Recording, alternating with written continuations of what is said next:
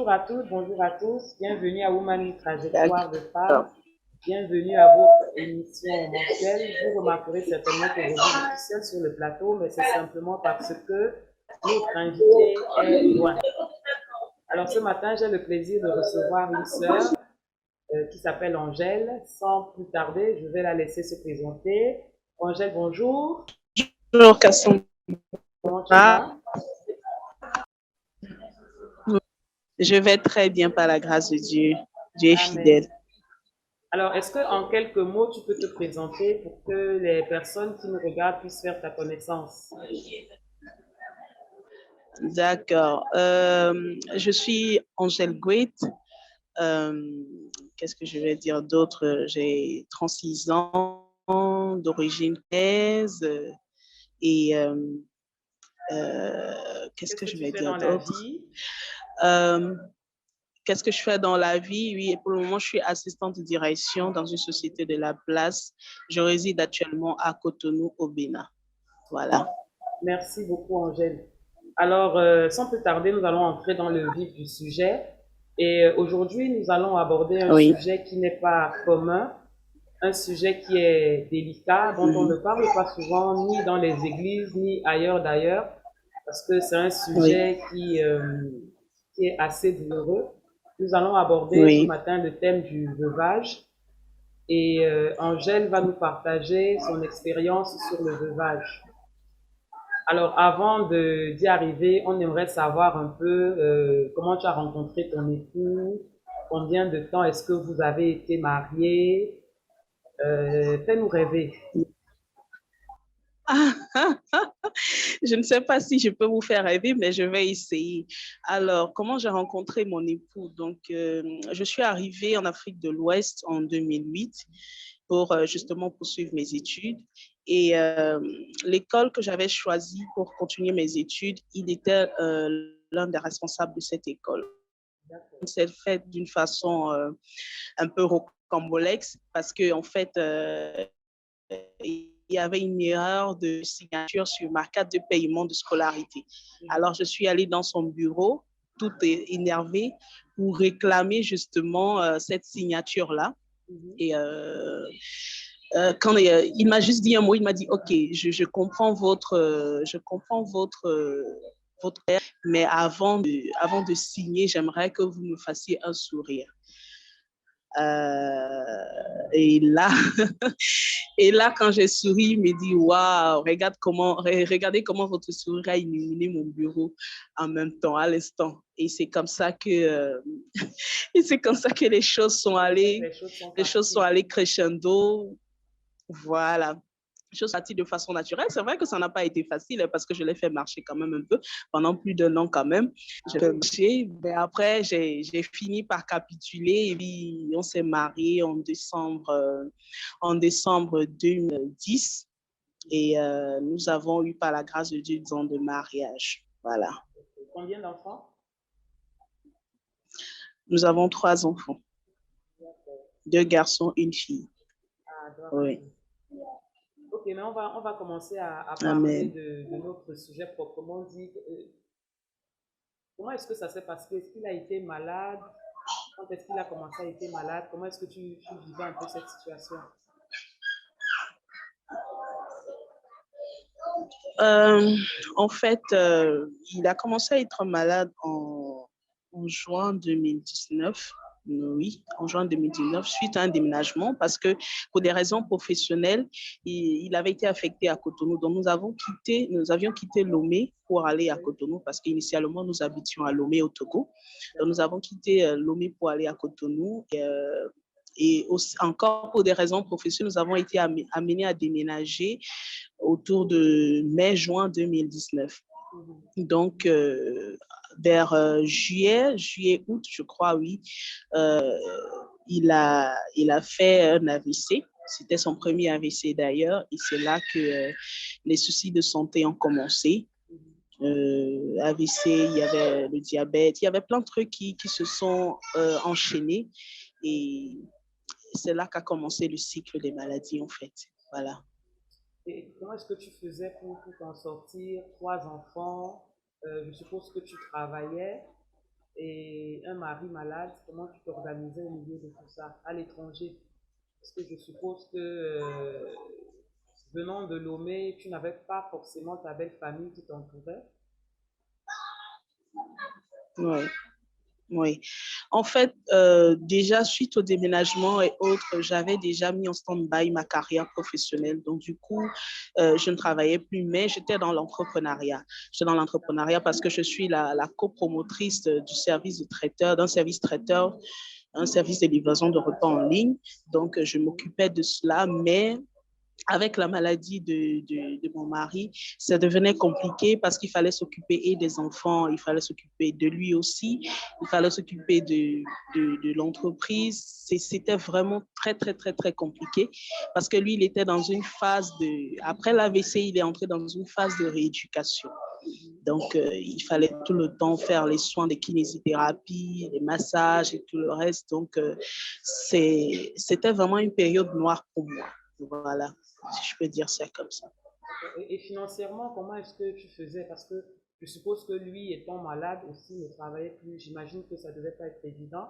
Si toi, tu ne Mhm. pouvais plus gérer ton entreprise Oui. comme avant. Mhm. En fait, nous avons quand même nous avons eu la grâce de Dieu qui avait des amis autour de nous qui, de temps en temps, nous apportaient leur aide. Et je me servais de cette aide-là pour essayer de faire des petites activités, des livraisons ponctuelles. Je faisais traiteur à domicile aussi chez des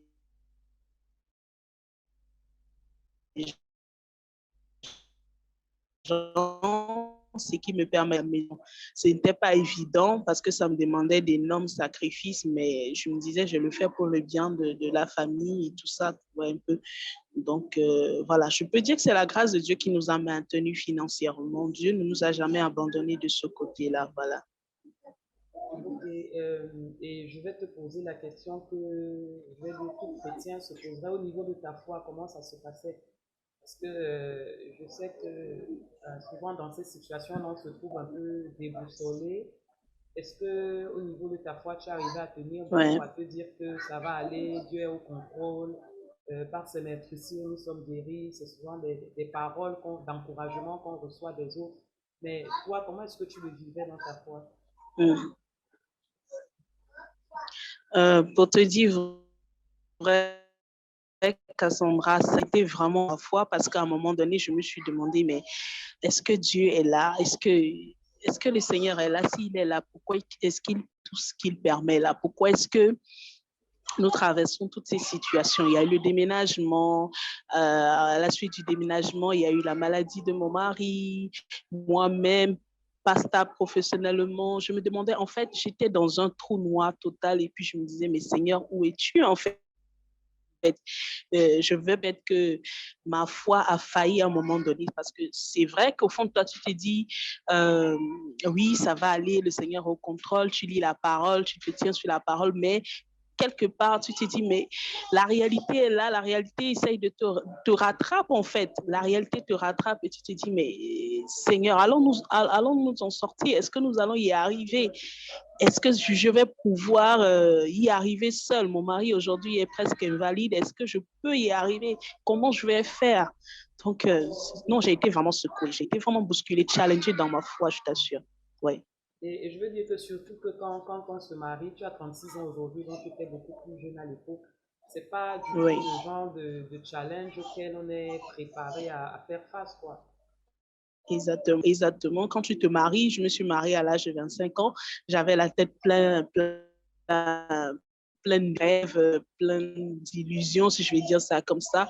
Et évidemment, la réalité m'a rattrapée. Je suis rentrée dans une vie pleine de challenges, pleine de défis et tout. Mais je m'en accommodais pas mal parce que je me disais, tant que le Seigneur est dans la barque, tant que Jésus est dans la barque, alors tout va bien. Mais à un moment donné, tu te retrouves, là j'avance, et puis tu te dis, mais Seigneur, est-ce que je vais y arriver? Voilà. Est-ce que je vais y arriver? Je suis encore toute jeune. Comment je vais faire et tout le reste, quoi? Quels sont tes plans pour moi? Tu me dis que tu as des plans de bonheur et non de malheur pour moi, mais à des plans de bonheur, là, je ne suis pas en train de les voir se manifester. qu'est-ce qui se passe en fait? Donc, il y a tout ce tourbillon de questions qui tournent dans ta tête et tu te demandes où tu vas en fait. Voilà. Et donc, tu es en train de te battre pour maintenir ta famille, prendre soin de ton mari, de tes enfants, et Mhm. la situation ne Mhm. s'améliore pas parce qu'à un moment, ton mari, bien qu'en Oui, convalescence, retombe malade. oui, oui. Euh, Durant toute l'année 2019, il était en convalescence et tout ça là. Jusqu'en février 2020, les choses ont commencé à vraiment nettement s'améliorer. Et on en riait même, on se disait, cette période sera une période de témoignage, un truc dont on parlera demain, on témoignera devant les gens et tout ça là. Et la vie reprenait son cours tout normalement par la grâce de Dieu. Mais malheureusement, fin octobre, début novembre 2020, il a fait une rechute. Il a fait une rechute vraiment. Il a fait une suite d'AVC, c'est-à-dire il a fait 2 AVC successifs. Donc, du coup, ça a été terrible. Voilà.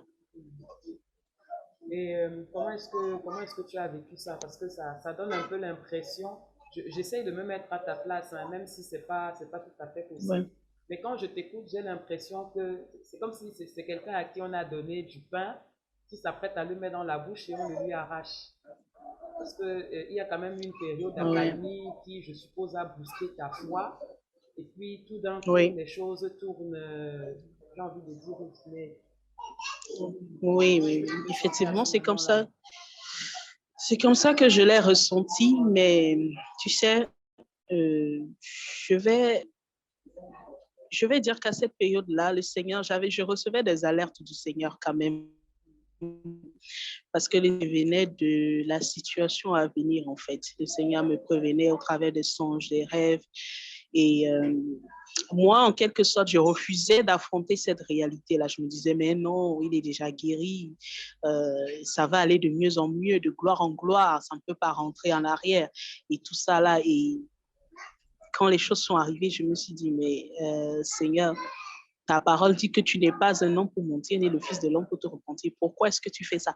Tu as dit que par les maîtresses de Jésus, nous sommes guéris. Mais pourquoi est-ce que tu fais ça? Pourquoi est-ce que tu permets encore qu'il tombe malade et que ce soit encore plus grave que la première fois? Pourquoi? En fait, il y avait tellement de questions dans ma tête. Voilà, je m'étais un peu fâchée contre Dieu. Voilà. Je peux imaginer la situation. Alors, entre Oui. cette rechute et le moment où il décède, il se passe combien de temps? Il se passe exactement, je pourrais dire 3 semaines, parce que il a été hospitalisé, je crois, non, 2 semaines. Il a été hospitalisé autour du 15 novembre et le 27 novembre, il est décédé. Donc, ça a été très rapide, en fait. Ça a Mhm. été très rapide. Et comment est-ce que tu as vécu ça, le jour du décès? Mhm. Euh, le jour du décès, en fait, je ne sais pas comment le dire. J'étais préparée sans être préparée, en fait. Parce que le Seigneur m'avait déjà prévenu, comme je te le disais précédemment, le Seigneur m'avait déjà prévenu qu'en fait, son fils, il allait reprendre son fils. Mais je m'accrochais. Je ne voulais pas le laisser partir. Je me disais, non, Seigneur, on a des enfants, ils sont encore petits, on a beaucoup de choses à faire ensemble. Non, non, non, c'est pas possible. Je refuse. Et puis, je ne me suis pas mariée pour être veuve, en fait. Je me suis mariée pour vieillir avec mon mari et pas le contraire et tout ça, tu vois. Et euh, à l'hôpital, à un moment donné, tout semblait aller pour le mieux et le docteur vous avait dit qu'il allait nous libérer un jeudi. Voilà. On était censé sortir le jeudi de l'hôpital et continuer les soins à la maison. C'est vrai que le docteur m'avait dit que madame, votre mari est en état de végétation, c'est-à-dire qu'il est comme un légume, donc vous aurez encore beaucoup plus de travail. J'ai dit, docteur, il n'y a pas de souci. Quand on se marie, c'est aussi pour cela. Je ne vais pas laisser mon mari maintenant parce qu'il est dans cet état-là. Je vais continuer le sacrifice. Par la grâce de Dieu, tout ira pour le mieux. Et le mercredi, la veille du jeudi, on devait sortir. Mhm. Euh, euh, j'ai fini de lui donner à manger et il m'a fait signe de la main qu'il voulait dormir parce que je précise que quand il a fait l'AVC, il a perdu l'usage de la parole, donc il n'a plus parlé jusqu'à son départ, en fait. Donc, on communiquait par des signes, en fait. Lui, il m'entendait, mais il ne pouvait pas parler. Donc, euh, le mercredi, comme je disais, j'ai fini de lui donner à manger et il m'a fait signe qu'il voulait se reposer. J'ai dit, OK, de toute façon, on sort demain. Donc, j'étais un peu dans l'euphorie. Je me disais, au moins, on va sortir de l'hôpital. C'est déjà un pas. Alors là, le jeudi matin, je me rends compte qu'il dort toujours. Jeudi jusqu'à 10 heures, il dort toujours. Midi, il dort toujours. J'ai dit au médecin, mais docteur, il y a quelque chose qui ne va pas. Mon mari ne fait que dormir et sa respiration m'inquiète. Il respire d'une façon bizarre. Alors, ils ont fait un contrôle, ils ont fait un check-up, on m'a fait sortir de la salle et quelques temps après, je vois, on amène un brancard et tout. Le docteur qui me dit, Madame, on amène votre mari en salle de réanimation, mais ne vous inquiétez pas, il est juste dans un sommeil profond. J'ai dit, docteur, c'est quoi cette histoire de sommeil profond là? Il faut me dire la vérité, quoi. Il dit, non, ne vous inquiétez pas, il n'y a pas de problème, tout va bien. Donc, ils l'ont emmené en salle de réanimation et il y est resté toute la nuit. Et je me souviens que cette nuit-là, vers 4 à 5 heures du matin, je crois que j'ai eu un songe et je l'ai vu. Il est venu, mais il ne me parlait pas. Il jouait avec les enfants. Je l'ai vu en train de jouer avec les enfants, mais c'était genre un au revoir en fait. Un au revoir, voilà, je m'en vais, tout ça. Et après, il s'est éloigné. Puis je lui disais, mais Georges, où vas-tu? Viens. Mais il ne me répondait pas et il est parti. Et à 6h, 6h30, quand je me suis réveillée, l'infirmière m'a dit que je pouvais entrer dans la salle pour voir mon mari. Donc, je suis allée dans la salle de réanimation. Je l'ai trouvé, il était là avec des tubes, il était branché de partout. Et quand j'arrive, le Saint-Esprit me dit, il est temps de le libérer. Je dis, Saint-Esprit, qu'est-ce que tu veux dire par là? Comment ça, il est temps de le libérer? Il me dit, il est temps de le libérer, il faut le laisser partir. Alors, je me suis mise au chevet du lit, je lui ai tenu la tête et j'ai commencé à prier. C'était vraiment un effort surhumain. Moi-même, je ne sais pas où est-ce que j'ai trouvé cette force-là pour le faire, mais je me suis mise à prier et j'ai commencé à chanter. Il y avait des chants qu'il aimait beaucoup et j'ai commencé à chanter et après, je lui ai dit de ne pas s'inquiéter, que Dieu s'occupe de nous. Je lui ai dit qu'il pouvait partir en paix. Je lui ai dit de recevoir la paix de Dieu, que tout irait pour le mieux, que voilà. Et que voilà, que Dieu avait besoin de lui là-bas et que voilà, tout ira bien. Et bon, en salle de réanimation, il respirait tellement fort, donc quand je lui ai communiqué la paix, je lui ai communiqué cette paix qui vient de Dieu, je lui ai communiqué la paix, j'ai constaté qu'il a commencé à respirer normalement et voilà, je lui ai dit, voilà, je m'en vais et je lui ai souhaité bon retour auprès du Père, voilà. Je lui ai souhaité bon retour auprès du Père et je suis sortie de la salle et je suis allée m'asseoir sur les bancs qui étaient là dehors, j'attendais juste. Et à 7h27 ou 25, je crois, j'ai commencé à voir le défilé des docteurs, les infirmières qui montaient, qui descendaient. Et j'ai compris que voilà, c'était fini. Et donc, après ça, je n'imagine même pas, pour avoir déjà perdu un être cher, je sais la consternation dans laquelle le moment nous trouve. Vraiment la suite, comment Ouais. est-ce que tu l'as vu? Tu as 3 enfants en bas âge, tu viens de perdre ton mari. Comment ça se passe? Ça a été vraiment compliqué. Au début, j'ai fait un déni, en fait. J'ai d'abord fait un déni. Je vivais un peu comme dans une bulle. Je me disais, il n'y a rien, tout va bien. Il est auprès du Seigneur. Et puis, bon, j'avais les gens qui étaient autour de moi. Donc, du coup, je ne sentais pas trop le poids de la chose. Mais à un moment donné, ça m'a rattrapé. Et là, a commencé le processus de deuil, en fait. C'est là que moi, j'ai commencé à faire mon deuil. J'ai commencé réellement à faire mon deuil. Ça a été très difficile parce que j'ai fait plusieurs ans de dépression, beaucoup de dépression.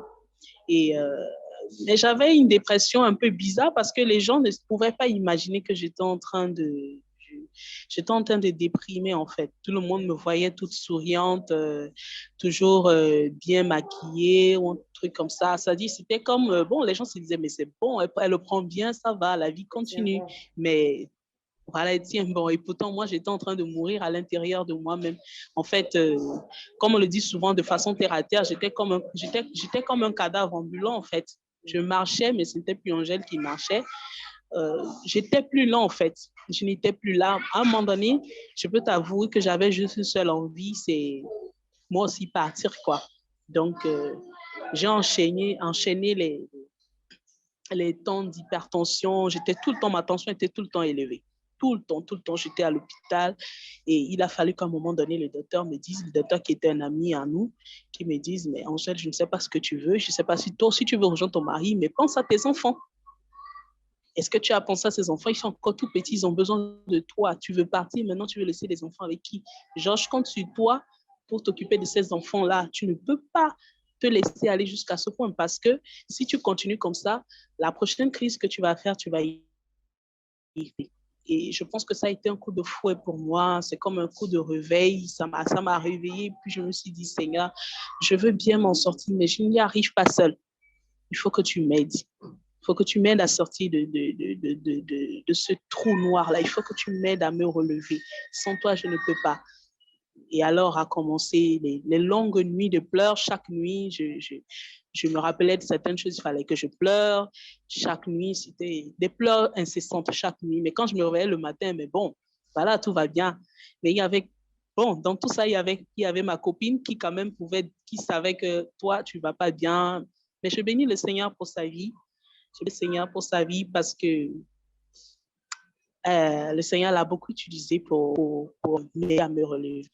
Ma copine amie Claudia, le Seigneur l'a beaucoup utilisé pour me relever. N'eût été son soutien et sa présence à côté de moi, je pense que si j'étais seule, je me serais suicidée.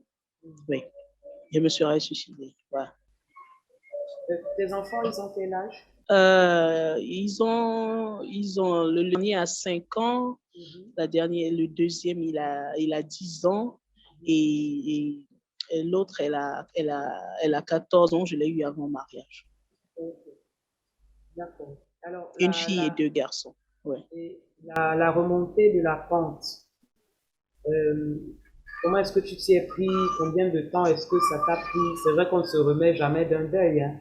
On finit par le porter toute sa vie, mais à quel moment est-ce que tu en es arrivé à pouvoir en parler librement, à accepter l'idée que voilà, c'était la situation que Dieu voulait pour toi et le fameux verset toute chose concourt au bien de ceux qui aiment Dieu, pouvoir vraiment Bien de l'accepter ce que qui bon, aime Dieu. oui, parce que ce verset-là, Ah, ça, il est c'est bien quelque beau. chose, hein. Il est bien beau quand on a gagné 1 million, mais Oui, quand hein. on a perdu un mari, c'est pas la même Mhm. perspective. Ah oui, je t'assure que quand j'ai perdu mon mari, déjà, c'était l'un des premiers versets qui était venu. C'était d'abord l'Éternel, mon berger, je ne manquerai de rien. La partie où il restaure mon âme. Quand le Seigneur m'a dit, je restaure ton âme, je dis, mais attends, tu blagues ou quoi? Tu restaures l'âme de qui? Tu viens de me donner un coup de poignard dans le dos et tu me dis, tu restaures l'âme. J'ai dit, pardon, il faut me laisser là-bas avec tes histoires du restaure. C'est-à-dire, je ne voulais pas l'accepter, en fait. J'étais vraiment remontée contre le Seigneur. Sincèrement, ça peut paraître bizarre quand on dit, je suis fâchée contre Dieu, mais j'étais vraiment fâchée. J'étais vraiment fâchée. Et après, il me dit, toute chose concourt au bien de ceux qui aiment Dieu. J'ai dit, ah, quoi? Le deuil concourt à mon bien, tu es sûr? La situation dans laquelle tu m'as laissé là, tu crois que mon bien par rapport à quoi? Moi, je ne vois même pas l'avenir devant moi. Je vois tout ce qui est devant moi est tout noir. Et tu me dis que ça concourt à mon bien. Mais tu parles de quoi, en fait? Je viens de perdre mon partenaire, mon meilleur ami, mon camarade, bref, mon mari. Et tu me dis que toute chose concourt au bien de ceux qui aiment Dieu. Comme on dit chez nous au Cameroun, j'ai dit, pardon, laisse ça. Laisse. Tu es en train de... Tu parles dans le vide, quoi. Franchement, moi, je ne suis pas prête. Donc, après ça, il a fallu que le Seigneur, en fait, que le Seigneur fasse vraiment, que le Seigneur fasse vraiment un véritable travail au fond de moi. C'est-à-dire, chaque nuit, le Seigneur avait une parole pour moi. Ça faisait mal, mais il me disait quelque chose. Chaque nuit, et je pleurais en silence, bien sûr, parce que je ne voulais pas alerter les gens autour de moi, je ne voulais pas alerter les enfants, tout ça, parce que je sais que mes enfants me regardaient, surtout ma fille aînée, elle était très, très alerte. Dès qu'elle me voit un peu retirée dans mon coin, elle venait toujours voir comment j'allais et tout, et tout, et tout. Et le Seigneur m'a dit un jour, mais attends, c'est bien beau, tu ne penses qu'à toi, voilà, c'est ce qu'il m'a dit un jour. Il me dit, tu ne penses qu'à toi, est-ce que tu as pensé à tes enfants? J'ai dit, mais comment ça j'ai pensé je pense à mes enfants? Il me dit, mais non, tes enfants souffrent, ils ont besoin de toi. Je ne t'ai pas donné ces enfants-là pour que tu les regardes. Ils souffrent. Si tu ne te réveilles pas maintenant, tu vas les perdre. Et là, j'ai commencé à avoir des séances, je peux dire des séances de thérapie avec mes enfants. C'est-à-dire, on a commencé à parler de leur papa. On a commencé à partager des souvenirs. Je leur ai donné comme une sorte de tribune pour parler, pour essayer de sortir cette douleur. Et j'ai fait plusieurs séances comme ça avec eux, dirigées par le Saint-Esprit. Et ça, au début, c'était à coups de cris, à coups de pleurs, mais au fur et à mesure, ça allait. Et à la fin, c'était à coups, on en riait, on en parlait. Et le Seigneur a vraiment restauré les enfants de ce côté-là parce que aujourd'hui, ils ne sentent plus trop l'absence de leur papa. Ils ne sentent plus l'absence de leur papa. Et quand ils parlent de leur papa, c'est dans de bons termes, avec des bons souvenirs, mais avec de la douleur et tout, tout, tout. Je rends grâce à Dieu par rapport à cela. Alors, pour revenir à moi, la pente, comme je te l'ai dit, je l'ai remontée petit à petit avec le Seigneur dans le lieu secret. Vraiment dans le lieu secret parce que le Seigneur me disait, il faut que il y avait trop de choses en moi qui étaient en stand-by, qui étaient, comme je peux dire, sous la table, en fait, que le deuil est juste venu comment je vais dire ça? Le deuil est juste venu faire comme la goutte d'eau qui déborde du vase, voilà. Donc, il fallait un véritable travail. Il fallait que le Seigneur commence par là. Parce que je me sentais comme la dernière personne de la société. Je me sentais rejetée. Je me sentais mal. Je me disais, ma vie est terminée en fait. Je me disais, tout est terminé pour moi. Il n'y a plus d'avenir pour moi. J'ai 3 enfants. Où est-ce que je vais encore aller professionnellement? Tout est en stand-by. Tout est bâclé. Qu'est-ce que je vais faire de ma vie?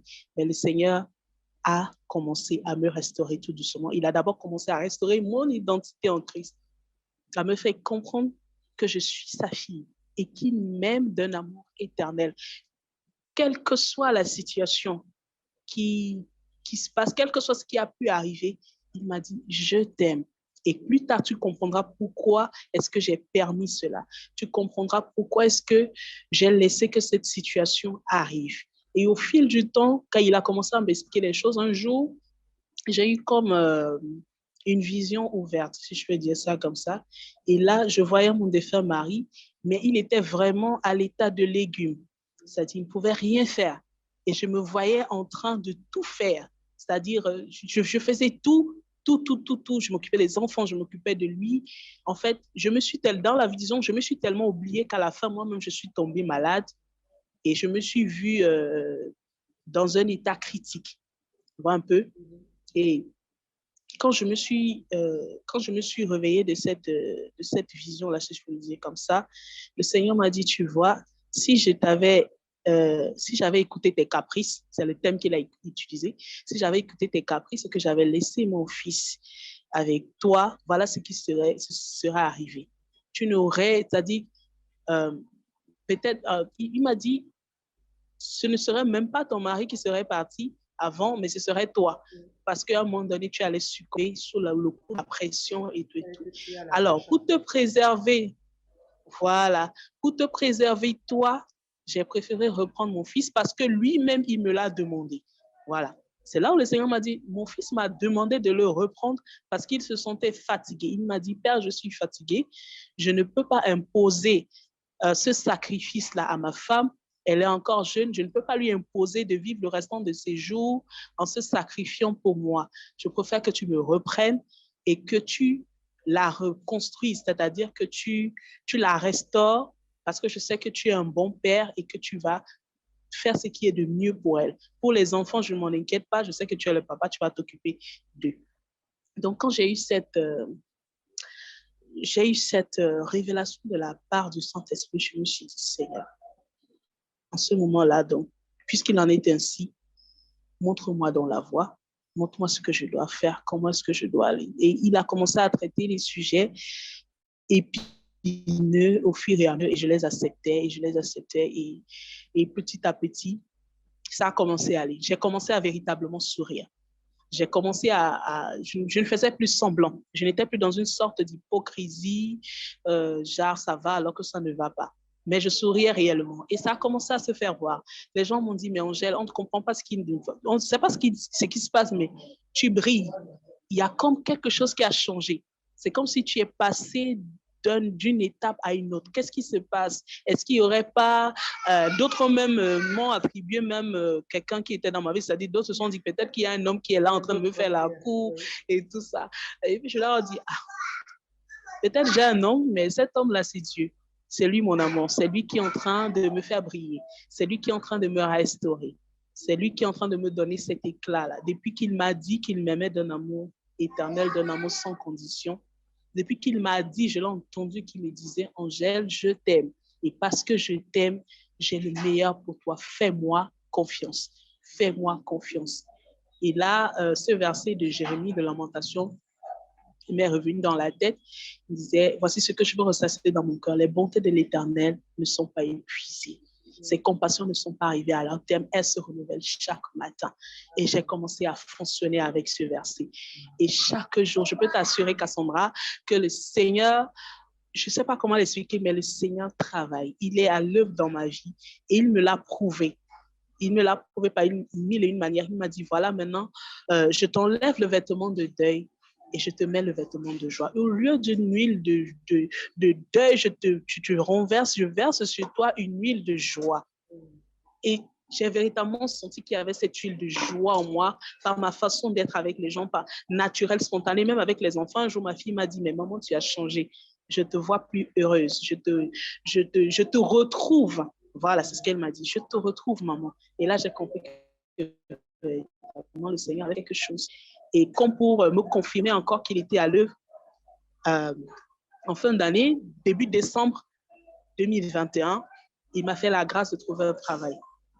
Alors que je n'avais pas déposé de CV, je n'avais postulé, j'avais pas postulé, on m'a juste appelé, on me dit, il y a un poste d'assistant de direction qui se libère quelque part, est-ce que ça ne t'intéresserait pas? Vas-y, va faire l'entretien et le Seigneur va faire grâce. J'ai déjà dit, ok. Quand j'ai demandé au Saint-Esprit, il m'a dit, vas-y, c'est moi qui te le donne.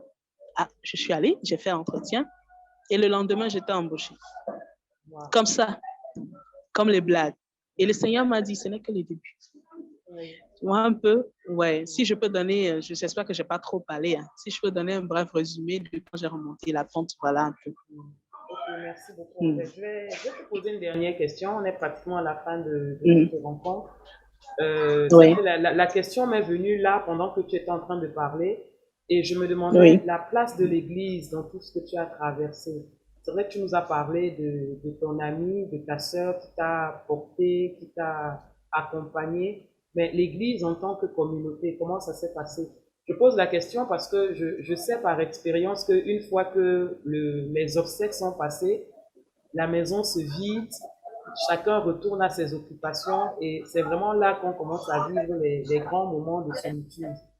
Comment est-ce que ça s'est passé avec ta communauté? Est-ce qu'ils étaient présents quand tu allais pendant les temps de culte? Est-ce que le regard des gens avait changé? Comment est-ce que ça s'est passé? D'accord. Je vais d'abord véritablement bénir Dieu la vie de ma famille spirituelle parce que ils étaient là, ils étaient présents. Franchement, ils étaient présents. Beaucoup ont quitté Cotonou pour venir m'assister pendant les obsèques. J'ai ma mère spirituelle même qui est venue. C'est-à-dire, ils se sont déplacés en communauté. Ils étaient là. Ils étaient vraiment là jusqu'à ce que je ne revienne à Cotonou parce que je suis ils étaient là, ils étaient présents. Et ils ont essayé autant que faire se peut de m'apporter leur soutien, d'accord, aussi bien moral que physique que financier. Et, mais je dis par rapport au regard des gens, c'était ça le véritable problème. C'est à l'église, le deuil est considéré comme tabou. On n'en parle pas. C'est vrai, on dit il faut célébrer la vie. C'est vrai, il faut célébrer la vie. Mais quand on est endeuillé, euh, euh, on a aussi besoin, en fait, comment je peux dire ça, d'être entouré d'une certaine façon. En fait, les gens me regardaient comme si, bon, oh là là, la pauvre, sa vie est finie. Euh, on n'en a plus rien à tirer. C'est-à-dire, c'était presque devenu tabou, c'est-à-dire du genre, quand tu viens, tu trouves un groupe de personnes, s'ils étaient en train de parler, ils se taisent en fait, parce que tu viens d'arriver. À un moment donné, je me sentais mal par rapport à cela. Je me sentais mal par rapport à cela parce que je me disais, quelque part, tu t'attends à ce que les gens viennent vers toi et te demandent, ah, mais comment ça va, comment est-ce que tu gères, est-ce que. Mais au contraire, c'est comme si tout le monde tout le monde est un peu en retrait, à part tes parents spirituels, ta famille spirituelle très, très proche, mais le reste est un peu en retrait. Ils se demandent, à la limite, tu te demandes si il y a quelque chose qui ne va pas chez toi ou alors le feu est un sujet tabou. Voilà. C'est le fait d'être veuve est un sujet tabou. Donc, du coup, il a fallu vraiment aller au-delà de cela. Il a fallu vraiment que le Seigneur me tienne par la main pour me permettre d'aller au-dessus de cela et de continuer quand même à aller à l'église, de continuer quand même à participer aux activités de l'église, parce que par la grâce de Dieu, je suis chantre, je sers au ministère de l'adoration. Il a fallu que je continue quand même, parce qu'il faut que tu prennes le micro devant les gens qui te regardent de façon bizarre, parce que connaissant ta situation, c'est pas évident. C'est pas évident si tu dois le faire tous les dimanches. C'est vraiment pas évident. C'est un véritable travail à faire sur soi, un véritable travail avec le Saint-Esprit. À un moment donné, tellement je n'en pouvais plus que j'ai décidé d'abord de prendre une pause. Je me suis mise un peu en retrait, le temps que le Seigneur véritablement me prépare, qu'il me redonne cette force-là de repartir maintenant, d'affronter le regard des gens et de leur dire que bon, c'est vrai, j'ai perdu mon conjoint, c'est vrai, j'ai perdu mon mari, mais la vie ne s'arrête pas là pour moi. D'accord? La vie ne s'arrête pas là pour moi. Au contraire, ma vie commence. Voilà.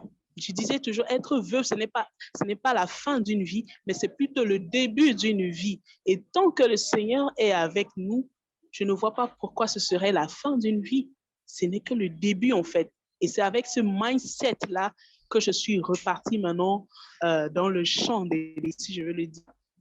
Je suis repartie dans le champ de l'Église et j'avais cette assurance que le Saint-Esprit donne. J'avais, avec cette audace, ce courage que le Saint-Esprit donne. Et même quand je parlais, il y a des courageux qui se sont approchés de moi, qui m'ont dit, mais on ne te connaissait pas comme ça, mais on voit que tu es vivante à nouveau. J'ai dit oui, Dieu est passé par là. Donc voilà un peu ce que je peux dire sur ce chapitre-là. Okay. Merci beaucoup, Angèle, pour ton témoignage. Nous sommes arrivés littéralement à la fin de ce moment. J'aimerais simplement que tu puisses donner une parole d'encouragement à une sœur qui va certainement regarder cette émission, qui est passée par là ou qui est peut-être en ce moment avec un conjoint malade. Pas que les sœurs d'ailleurs, même les frères qui avec un conjoint gravement malade, hospitalisé et qui ne sait pas ce que l'avenir lui réserve. Est-ce que tu peux simplement adresser une dernière parole à ces personnes-là? Bon, ce que je pourrais dire déjà, tu as bien fait de t'adresser aussi aux hommes parce que c'est une catégorie qu'on oublie souvent. Les hommes aussi sont concernés par cette situation. Euh, ce que j'aimerais qui a perdu son conjoint aujourd'hui, c'est accroche-toi au Seigneur. Accroche-toi à Dieu parce qu'il n'y a que Dieu qui puisse le consolateur parfait dans l'esprit. Et ce n'est que lui vraiment te restaurer dans ton âme, vraiment bonne volonté. Mais ils ont des limites. Mais il n'y a que Dieu. Accroche-toi à Dieu. Et puis, ne te dis pas que parce que tu as perdu ton conjoint ou ta conjointe, tout s'arrête là. Non, tout ne s'arrête pas là. Prends le temps de faire ton deuil avec Dieu, avec le Saint-Esprit, mais après, remets-toi en selle. Remets-toi en selle. Laisse Dieu te remettre, je veux dire ça comme ça, laisse Dieu te remettre, faire son œuvre au travers de ta vie. Et je suis sûre qu'assurément, ta vie ne s'écrira que gloire. Gloire, gloire, gloire au nom de Jésus. Et pour celui-là, ou bien celle-là qui a son conjoint malade à l'heure actuelle et qui est en train de se demander, mais est-ce que il va survivre? Est-ce que moi, que Dieu est fidèle, quel que soit le verdict, Dieu est très fidèle et j'aimerais que cette personne-là garde cela dans son cœur. Dieu est fidèle, d'accord? Dieu est très fidèle et il ne nous abandonne jamais. Continuez et assurément, vous allez témoigner de la fidélité de Dieu. D'accord, vous allez témoigner de la fidélité de Dieu. Et alors que je parle, ce passage de Nombre 23, verset 19 revient, où dit, Dieu n'est pas un homme pour mentir, ni le fils de l'homme pour se repentir. D'accord? Ce qu'il a dit, il le fera. Ce qu'il a promis, il exécutera. Alors, quel que soit, il faut sa confiance en Dieu. Il faut faire confiance à Dieu. Faites-lui confiance. Faites-lui confiance. Il ne faillit jamais. Il ne faillit jamais. Amen. Amen. Merci beaucoup, Angèle. Amen. Merci vraiment infiniment pour ce témoignage. Voilà, nous sommes arrivés à la fin de cette nouvelle émission. J'espère que vous avez été bénis par le témoignage d'Angèle. Le deuil n'est pas quelque chose de facile à vivre dans la vie, mais c'est un événement avec lequel il faut compter. Une fois qu'on est vivant, à un moment ou à un autre, on va partir, on va perdre un être cher. Ce qui nous permet de passer au travers, c'est vraiment cette relation-là que nous avons avec Dieu. La dépression n'est pas un péché. Il est tout à fait normal de se sentir triste, de se sentir démuni, parfois de se sentir abandonné. Mais il ne faut jamais oublier que nous avons à nos côtés le meilleur allié qui est le Saint-Esprit. Compter sur lui, s'attacher à lui et surtout ne pas hésiter à demander de l'aide à un frère, à une sœur, à quelqu'un qui est à côté de nous pour nous accompagner pendant cette période. Voilà, j'espère que vous avez encore une fois de plus été bénis par ce témoignage. Je vous dis au revoir et à très bientôt pour un autre témoignage tout aussi bénissant. Au revoir. Au revoir.